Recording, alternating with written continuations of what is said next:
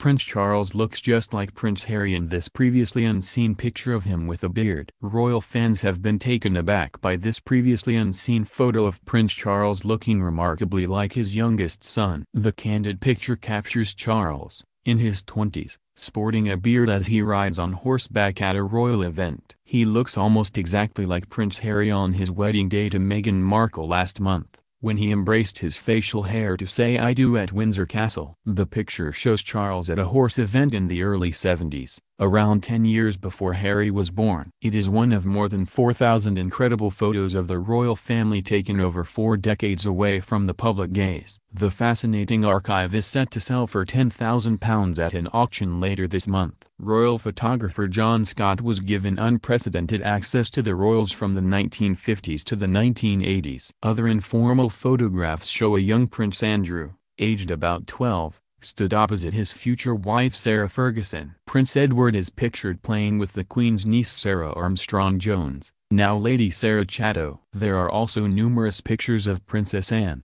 Princess Margaret, and Prince Philip. Scott was a Yugoslavian aristocrat who fled his native Serbia during the World War II after it was occupied by the Nazis. His actual name was Colonel Vasa Vojinović, and he commanded a platoon on the Russian front aged just 17 during World War I. He changed his name to John Scott to help him get work when he decided to become a photographer in the 1950s. The snapper spoke 10 languages and used his charm to befriend the royals. He died in 1986 and left the photographic collection to his assistant Judy Appleby. Appleby, now in her 80s, has since moved to Cornwall to retire with her husband and made the decision to sell the snaps. Auctioneer David Lay, of David Lay Forks in Penzance, Cornwall, said, "During my many years as an auctioneer we have handled quite a few photographic collections, but this is undoubtedly one of the most remarkable archives I have ever seen.